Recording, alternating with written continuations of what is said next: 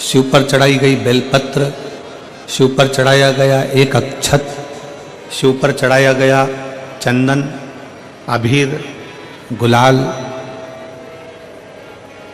शिव पर चढ़ाया गया पंचामृत, शिव पर चढ़ाया गया गाय का दूध।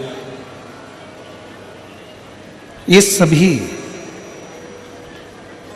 जो भी सामग्री हम भगवान शंकर को समर्पित करते हैं, केवल शिव को समर्पित नहीं करी गई है, समर्पित करने के बहाने हमारे जैसे जीवों का जो संपूर्ण संसार सागर में ना जाने कितना झूठ, कितना कपट, कितना छल, कितनी बेईमानी, कितना पाप, कितना असत्य कहीं ना कहीं मनुष्य की देह से हो जाता है, उस देह से मुक्ति का एक बिंदु है।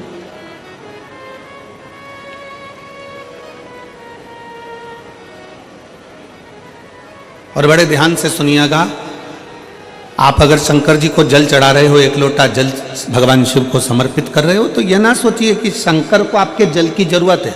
उसके ऊपर तो वैसे ही गंगा है, 24 घंटे बह रही है, उसको तुम्हारे जल की जरूरत नहीं है।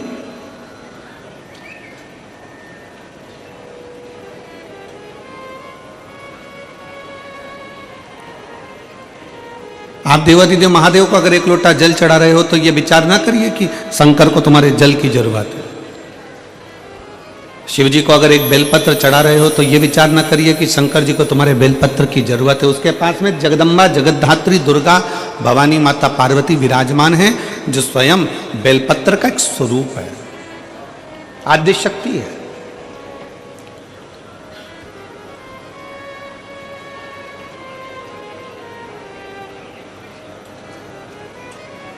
भगवान शंकर को अगर दिया लगा रहे हो, तो दीपक जला रहे हो, दिया लगा रहे हो, तो ये ना सोचिए कि हम भगवान शंकर को दीप लगा रहे हैं। उसको तुम्हारे दीप की जरूरत नहीं है, उसके मस्तक पर चंदा विराजमान है।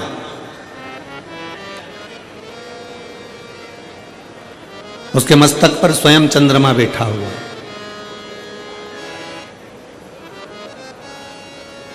भगवान शंकर को तुमसे कुछ भी नहीं चाहिए, कुछ भी नहीं। आप अगर विचार करो कि मैं शंकर जी को जल चढ़ा रही हूं, शंकर जी को जल की जरूरत है नहीं है। जो जल आप शंकर भगवान को चढ़ा रहे हो, शिव को तुम्हारे जल की जरूरत नहीं है। शंकर जी को जो जल चढ़ा रहे हो, वो जल की जरूरत तुमको है। जिस दिन तुम्हारा दुख का समय आएगा, तुम्हारा चढ़ाया गया एक लोटा तुम्हारे सामने आकर खड़ा होगा। जो तुमने भगवान को दिया है, जो तुमने भगवान को प्रदान किया, जो तुमने भगवान को दिया है। एक चरित्र आता है, स्मरण में रहे आपके। एक राजा ने अपने नगर में सूचना कर दी कि मुझे नहीं मालूम कि मरने के बाद क्या होता है। एक राजा ने सूचना कर दी कि मुझे नहीं मालूम कि कब्र के अंदर होता क्या है। जब किसी व्यक्ति को दफना देते हैं, किसी व्यक्ति को भूमि की समाधि दे देते हैं, तो उसके साथ होता क्या है मुझको नहीं मालूम।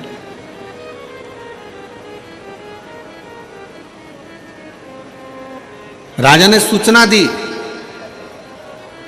अगर मेरे राज्य का कोई व्यक्ति कब्र के अंदर सोने के बाद मुझे बता दे कि कब्र के अंदर होता क्या है, मरने के बाद होता क्या है, तो मैं उसको मुंह मांगा धन दूंगा। अब सोचने वाला विषय है कि मरे कौन, बताने के लिए। जो मर गया वो आके बताए कौन।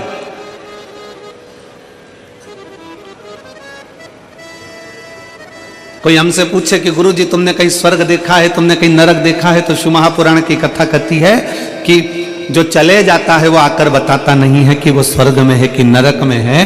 पर इतना जरूर है कि अगर आप शिव महापुराण की कथा के अंदर बैठे हो, आप शंकर को एक लोटा जल चढ़ा रहे हो, आप पंचाक्षर मंत्र नमः शिवाय कर रहे हो, आप षडाक्षर मंत्र ओम नमः शिवाय कर रहे हो, आप राम नाम, कृष्ण नाम, शिव नाम जप रहे हो, श्री शिवाय नमस्तुभ्यम बोल रहे हो, आप देवी की आराधना कर रहे हो, आप शंकर की आराधना कर रहे हो, आप भूखे को भोजन करा रहे हो, आप प्यासे को पानी पिला रहे हो, किसी की शिक्षा की व्यवस्था कर रहे हो, किसी की औषधि की व्यवस्था कर रहे हो, तो समझ लेना कि आप स्वर्ग में निवास कर रहे हो, आप नरक में नहीं रह रहे। यह पृथ्वी ही स्वर्ग है, यह भूमंडल ही स्वर्ग है।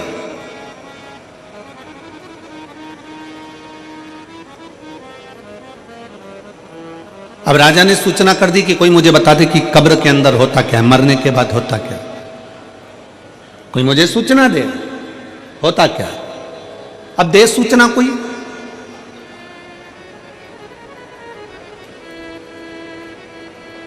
एक सिर फिरा था,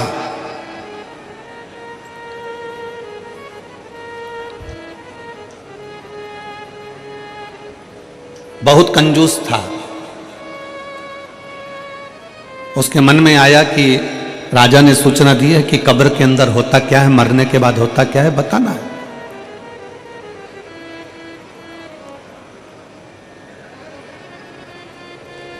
और मुंह मांगा इनाम दिया जाएगा, मुंह मांगा धन दिया जाएगा। ठीक है। उस व्यक्ति ने, कंजूस ने विचार करा कि मैं अगर अंदर कब्र में चले जाऊंगा, सो जाऊंगा, 20-25 मिनट की बात है, राजा ने तो 15 मिनट दिए हैं, मैं 20 मिनट अगर कब्र के अंदर मिट्टी में दब के सो भी जाऊंगा तो आकर बता दूंगा कि क्या होता है। ठीक है। उस व्यक्ति ने राजा के पास जाकर कह दिया कि मैं कब्र के अंदर जाने को तैयार हूं, मैं मरने को तैयार हूं, मैं बताने को तैयार। राजा ने कहा ठीक है, तैयारी करो।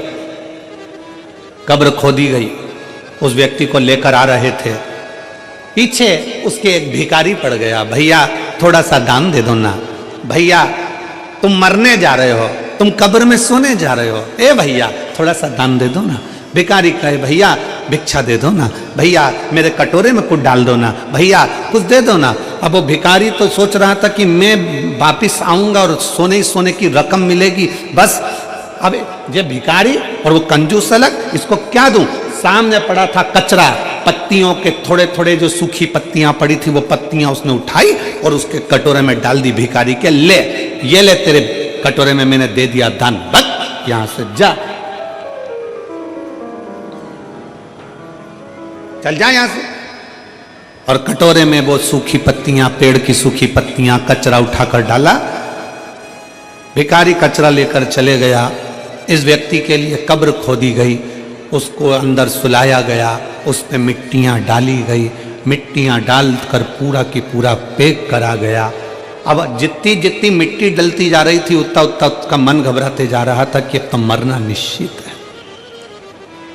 अब जीवित रहूंगा ही नहीं तो बताऊंगा कैसे, धन किससे लूंगा, पैसा किससे लूंगा, मेरे तो प्राण ही चले गए।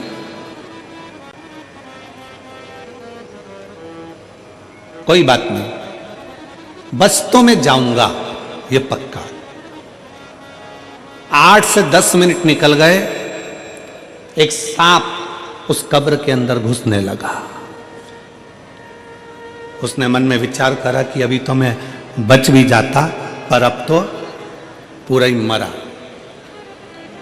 सांप कब्र के अंदर आ रहा था और ये घबरा रहा था। इतने में इसने क्या देखा कि उस सांप को पेड़ के सूखे पत्तों ने रोक दिया। इसने देखा उस सांप को कचरे ने रोक दिया। पेड़ के सूखे पत्तों ने, कचरों ने उस सांप को रोका। सांप अंदर आने का प्रयास करता रहा, सूखे पत्ते उसको रोकते रहे, कचरा उसको रोकता रहा, सांप अंदर नहीं आया। आखिरी में पलट कर चले गया। 20 मिनट पूरे होने के बाद इसको कब्र से निकाला, राजा के दरवाजे में लाकर खड़ा करा। राजा ने पूछा, बताओ कब्र में होता क्या है?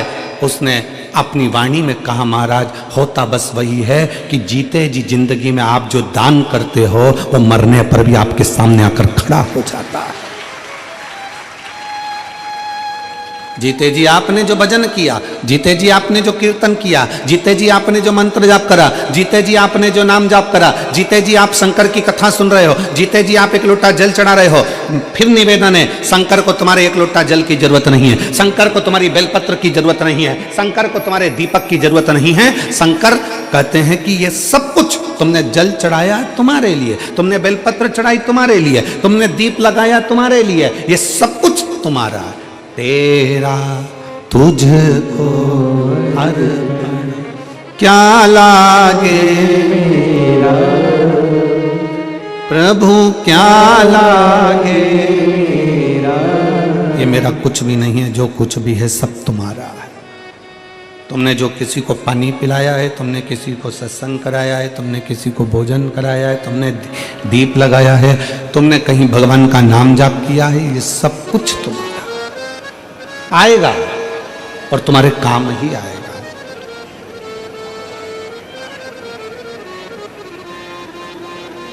एक लोटा जल सारी समस्या का हल। तुमने जो एक लोटा जल भगवान शंकर को समर्पित करा है, थोड़ा आवाज खींच रहा है, पकड़ रहा है, डीले कम करो हल्का सा, और प्लेन करने का उसको सही तरीका पड़ेगा। एक लोटा जल जो तुमने भगवान शंकर को समर्पित किया है, वो एक लोटा जल किसी दूसरे के लिए नहीं किया है, तुमने अपने लिए किया। शंकर भगवान के पास में जो भस्म है, शिव जी के पास में जो बेलपत्र है, शिव जी के पास में जो चंदन है, शंकर जी के पास में जो बेलपत्र है, जल है, वो शिव का चढ़ाया गया एक एक सामग्री कोई साधारण नहीं होती, उसका बल बड़ा प्रबल होता है, बहुत प्रबल।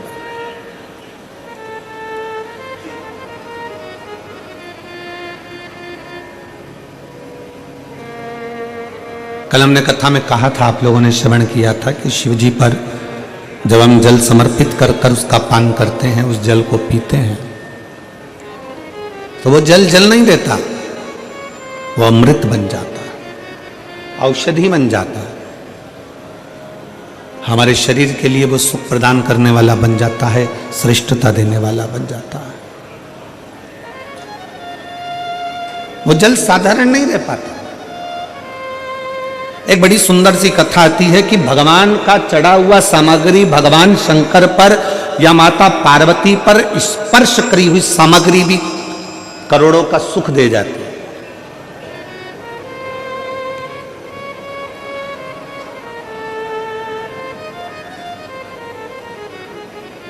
करोड़ों की संपदा दे जाती है।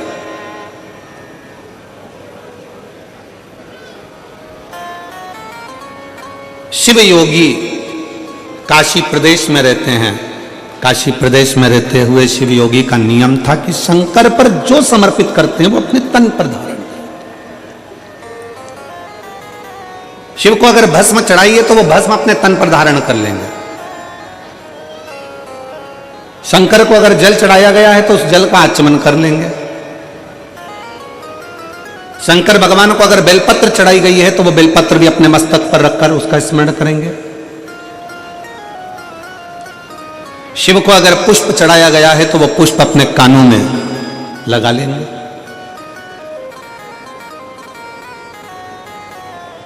कभी कभी हम तो नहीं जानते, पर आप लोगों ने अगर स्मरण में हो तो हमने भी एक बार दर्शन किया है। आप लोग भी कभी शंकर भगवान के अगर फोटो को निकालोगे, गूगल पर सर्च करना शंकर जी के फोटो निकालना, बहुत सारे, तो उन फोटो में आप पाओगे, आप उन फोटो में दर्शन करोगे कि शंकर जी के कान में एक फूल, शिव जी के कान में कनेर का पुष्प खुसा रहता है। किस किसने देखा है? किसी फोटो में आप लोगों ने दर्शन करा होगा कि शिव जी के कान में एक पुष्प यहां लगा रहता है।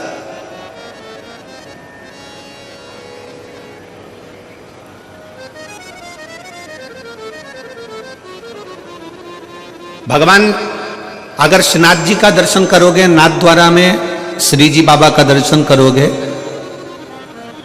आपके नजदीक में रायपुर के पास में ही चंपारण है, चंपेश्वर महादेव वहां पर विराजमान है, और चंपारण में श्रीमद् वल्लभाचार्य जी की बैठक जी है।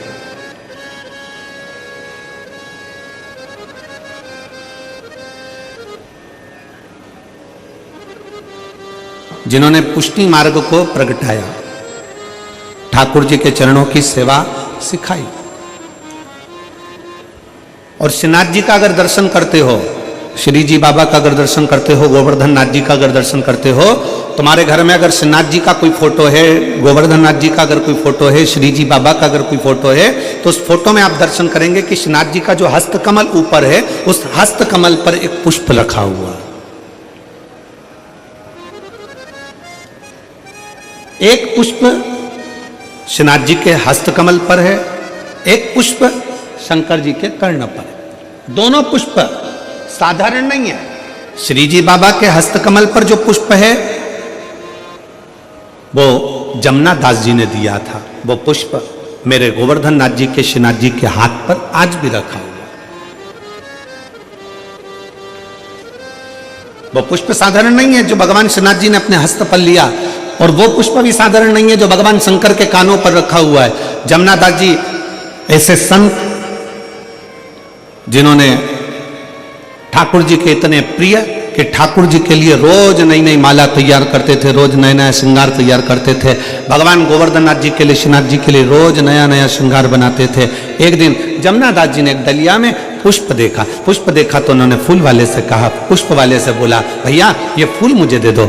जमुना दास जी, फूल की कीमत 1 रुपया है। जमुना दास जी ने कहा, ठीक है, ये फूल 1 रुपये लो और तुम मुझे दे दो।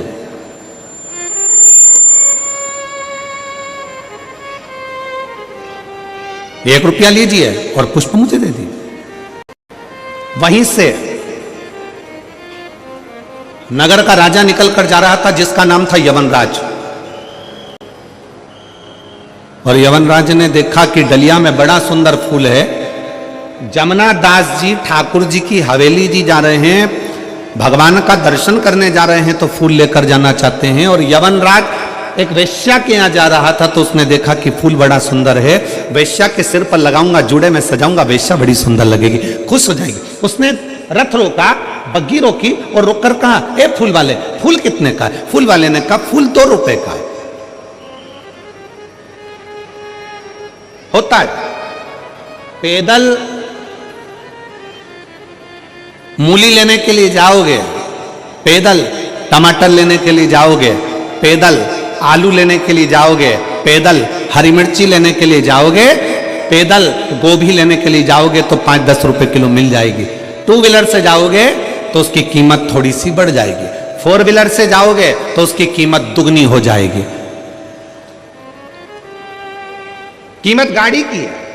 पैदल गए 10 रुपए किलो मिल गई गोभी, 2 व्हीलर से गए 15 रुपए किलो मिल गई गोभी, 4 व्हीलर से गए 20 रुपए किलो मिल गई गोभी। जमुना दास जी 1 रुपए का फूल ले रहे थे, यमनराज ने आकर पूछा कितने का फूल है? फूल की कीमत बढ़ गई, 2 रुपए का। जमुना दास जी हाथ जोड़कर बोले यमनराज से, महाराज आप तो नगर के राजा हो, आप दूसरा फूल ले सकते हो, मैंने तो ये फूल ठाकुर जी के लिए ले लिया, अपने मन से मैंने ठाकुर जी को चढ़ा दिया, अपने मन से मैंने श्री जी बाबा को समर्पित कर दिया, अपने मन से मैंने भगवान को दे दिया, ये फूल मुझे ले लेने दो। यमनराज ने कहा, जमुना दास फूल मैं लूंगा और वेश्या के जुड़े में जाएगा। जमुना दास जी ने कहा, ये फूल तो मैंने अपने मन से मेरे गोवर्धन नाथ जी को, मेरे कृष्ण को, मेरे श्री जी बाबा को मैंने समर्पित कर दिया, अब तो फूल मैं ही लूंगा। यमनराज ने कहा, जमुना दास समझ जा, तू मुझसे कह रहा है कि फूल मैं लूंगा? फूल की कीमत मैं 2 रुपए देता हूं। फूल वाले ने कहा, ले लो आप। जमुना दास जी ने कहा, पहले तो फूल मैंने 1 रुपए में लिया था, माली कहता है 2 रुपए का है। जमुना दास जी ने कहा, फूल की कीमत 4 रुपए देता हूं, फूल मेरा है। यमनराज ने कहा, फूल की कीमत 8 रुपए देता हूं। जमुना दास जी ने कहा, फूल की कीमत 10 रुपए देता हूं। यमनराज ने कहा, फूल की कीमत 20 रुपए देता हूं, मैं नगर का राजा हूं, फूल मैं लेकर जाऊंगा। जमुना दास जी कहते हैं, फूल की कीमत में 40 रुपए देता हूं।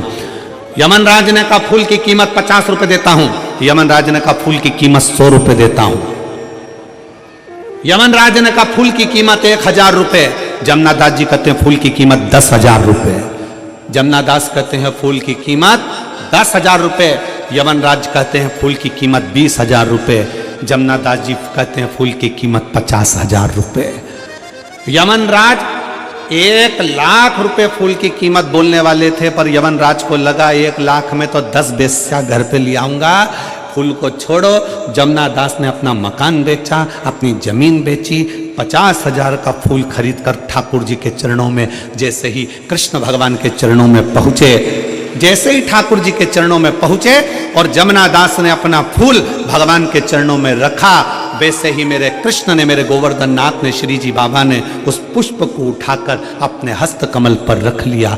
आज भी जमुना दास जी का फूल श्री जी बाबा के हस्त कमल पर आज भी रहता है। आज भी आपके घर में अगर फोटो हो तो उसका दर्शन करिए, फोटो ना हो तो मोबाइल पर सर्च कर कर दर्शन करो कि श्रीनाथ जी की मूर्ति पर, श्रीनाथ जी की फोटो में, श्रीनाथ जी के स्वरूप में आज भी श्रीनाथ जी के हस्त कमल पर एक पुष्प रखा रहता है, वो जमुना दास जी का है। जमुना दास जी ने कहा, ठाकुर क्या मेरा ये पुष्प आपको पसंद नहीं आया?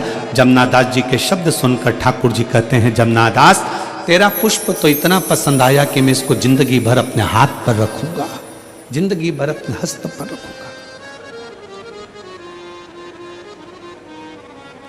क्या था इस पुष्प में? इस पुष्प में कीमत नहीं है, इस पुष्प में दिल है, भाव है।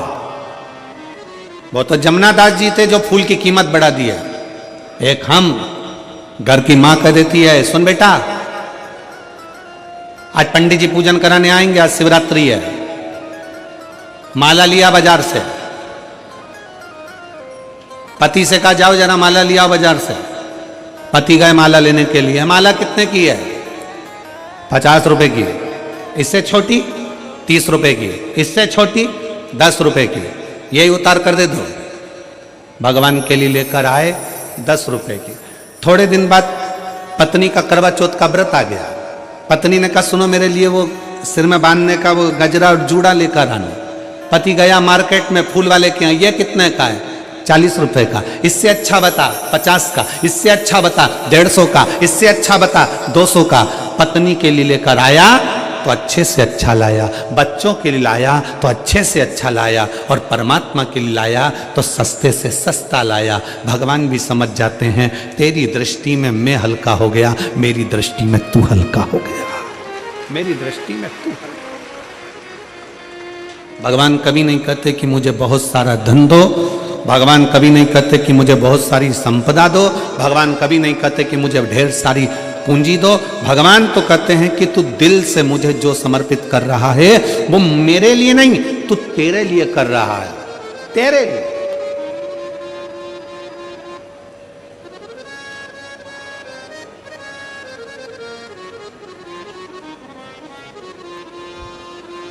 शिव योगी की कथा कर रहे हैं। काशी प्रदेश में रहने वाला वो शिव योगी भगवान शंकर की भक्ति में झूमता, शिव जी को भस्म का श्रृंगार करता, वो भस्म अपने तन पर धारण कर लेता। शंकर जी को बेलपत्र का श्रृंगार करता, बेलपत्र अपने तन पर धारण कर लेता। भगवान शंकर को जल समर्पित करता, वो जल का आचमन कर लेता। शिव योगी भगवान शंकर को जो समर्पित करता वो शिव का भाव से, भगवान शंकर का औषधि भाव से अपने ऊपर धारण कर लेता। भगवान का चढ़ा भगवान को समर्पित किया गया, कोई साधारण हो सकता है? हमने पहले भी एक बार कथा में कहा था, मेरी जीजियों से निवेदन है, मेरे जीजाओं से निवेदन है, मेरी बेटियों से बेटाओं से निवेदन है, कोई 500 रुपए की साड़ी लेकर आए, कोई 1000 रुपए की साड़ी लेकर आए, कोई 10,000 की साड़ी लेकर आए, तुम 200 रुपए की साड़ी लेकर आओ।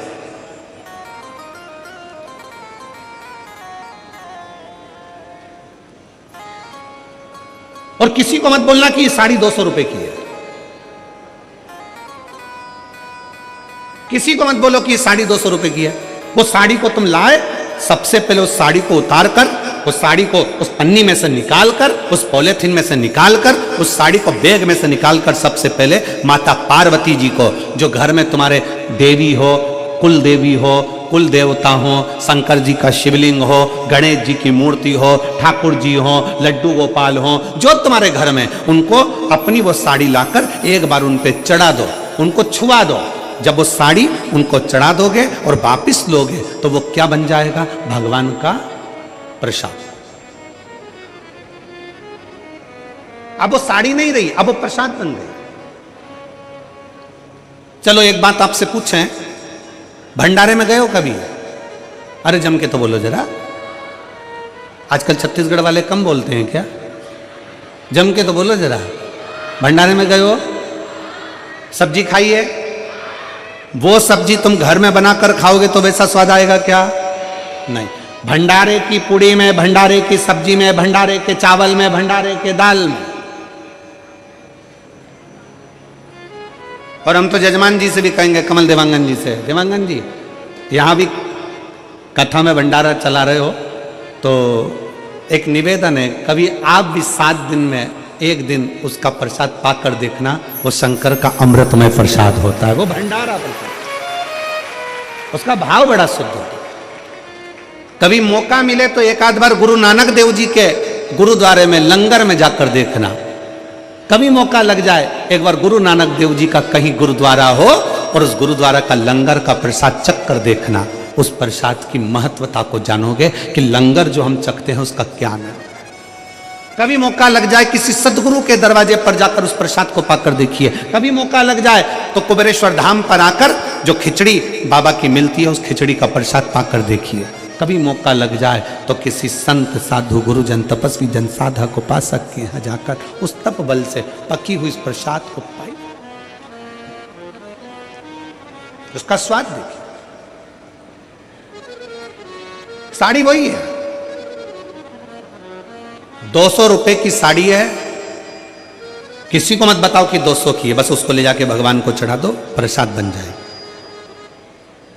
अब वो प्रसाद बन गई तो वो कीमत वाली हो गई, वो प्रसाद बन गई तो उसमें स्वाद आ गया, वो प्रसाद बन गई तो भगवान का स्वाद हो गया, स्वाद।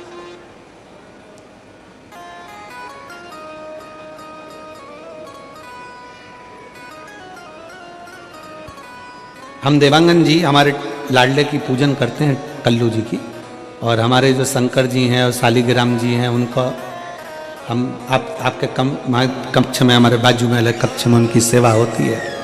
सुबह सुबह हम वहाँ पहुँच जाते हैं सेवा के लिए। तो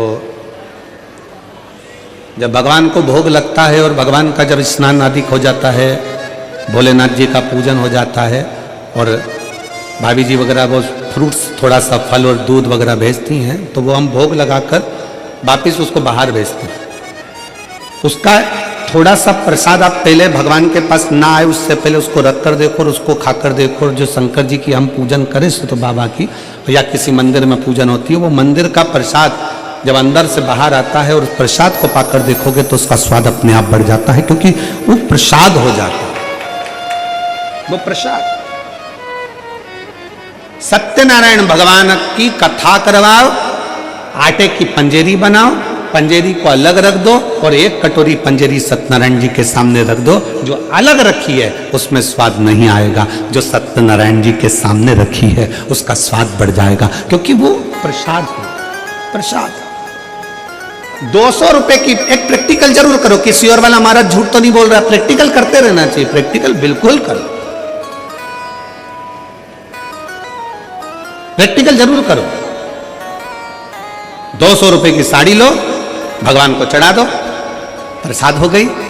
फिर उसको पहनो, पहनकर बाहर शादी में, पार्टी में, तुम्हें जहां जाना हो वहां जाओ।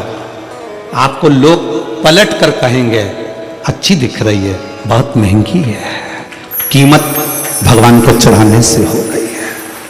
अच्छी दिख रही है, बहुत महंगी है, बहुत महंगी।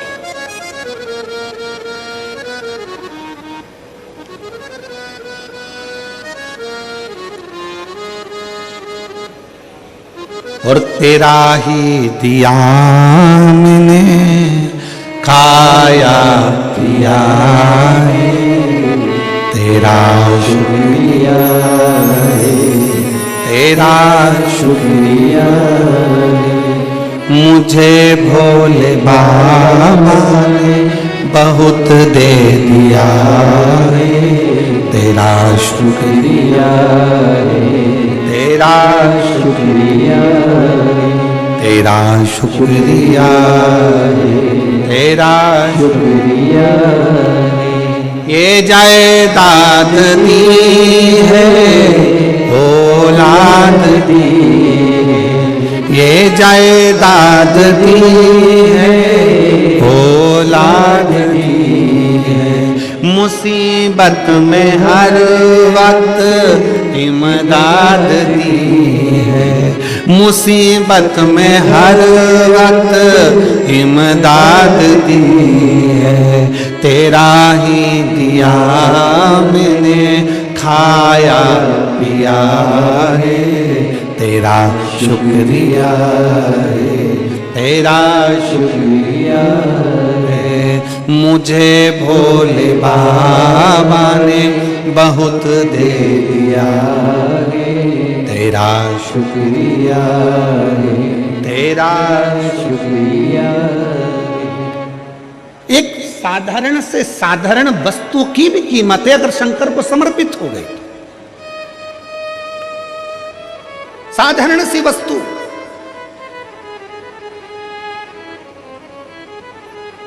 सीता जी ने जब हनुमान जी ने माता जानकी जी को राम जी की मुद्रिका दी, तब सीता जी ने हनुमान जी को क्या दिया था? जम के बोलो, क्या देकर भेजा था? अरे बोलो तो, क्या देकर भेजा? हनुमान जी ने तो माता जानकी जी को मुद्रिका दी थी, अंगूठी दी थी। सीता जी ने क्या देकर भेजा था? अपनी चूड़ामणि। क्या देकर भेजा था? जम के बोलो जरा, अपने बालों की चूड़ामणि माता जानकी जी ने हनुमान जी को देकर भेजा। क्या थी चूड़ामणि? कहां से आई थी चूड़ामणि? वो चूड़ामणि इतनी विशेष क्या थी जो चूड़ामणि सीता जी ने हनुमान जी को दे दी?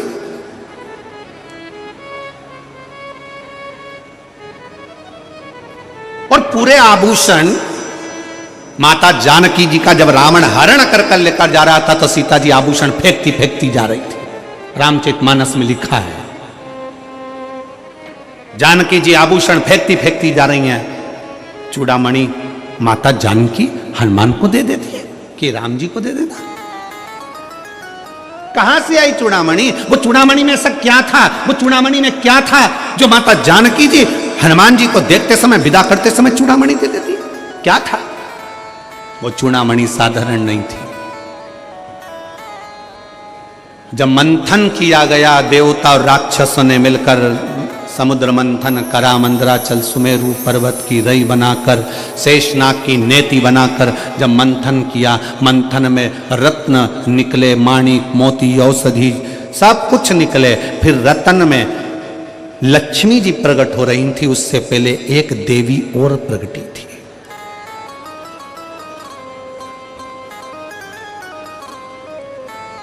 उस मंथन में एक देवी और प्रकटी थी। लक्ष्मी जी के प्रकट होने से पहले एक देवी और प्रकटी थी जिसका नाम था रत्नाकर नंदिनी। सब बोलो उसका नाम, क्या नाम है उसका? रत्नाकर नंदिनी। जम के बोलो जरा। लक्ष्मी जी के प्रकट होने से पहले मंथन में एक देवी और प्रकटी थी जिसका नाम था रत्नाकर नंदिनी। रत्नाकर नंदिनी जैसे ही प्रकट हुई, उसने भगवान विष्णु का दर्शन किया तो उसके मन में आ गया कि मैं इनको पति बनाऊंगी। तुरंत उसके मन में भाव जागृत हो गया, मैं नारायण को अपना पति बनाऊंगी, मैं नारायण को अपना पति बनाऊंगी। और पति बनाने के लिए माला तैयार करने के लिए, फूल ढूंढने के लिए चली गई, पुष्प ढूंढने के लिए।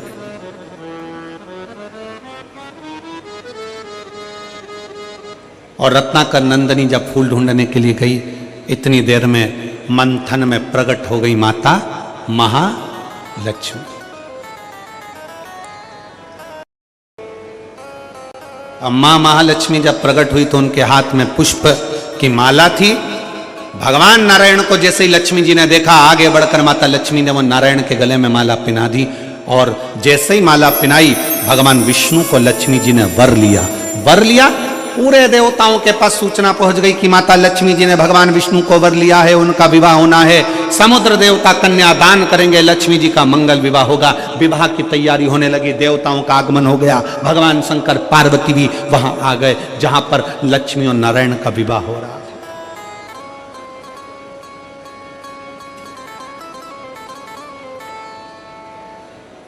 पहुंच गए। विवाह का कन्यादान हुआ, लक्ष्मी जी का विवाह नारायण के साथ हुआ। इतनी देर में रत्नाकर नंदिनी आ गई, माला बनाकर, माला लेकर, पुष्प लेकर। स्वामी भगवान विष्णु को देखा तो भगवान विष्णु के पास में तो लक्ष्मी खड़ी थी। दोनों की वरमाला हो चुकी थी, भावर हो चुकी थी, दोनों का विवाह हो चुका था। रत्नाकर नंदिनी की आंख में से जल बहने लगा, नैनों से जल बह रहा था। भगवान नारायण ने बुलाया, हे रत्नाकर नंदिनी, इधर आओ। रत्नाकर नंदिनी आई, प्रभु मैं आपको वरना चाहती थी, मैं आपको अपना बनाना चाहती थी। भगवान कहते हैं रत्नाकर नंदिनी, मेरा विवाह लक्ष्मी जी से हो गया है, तुम मुझे वरना चाहती थी, मैं जान गया था तेरे मन की दशा को, पर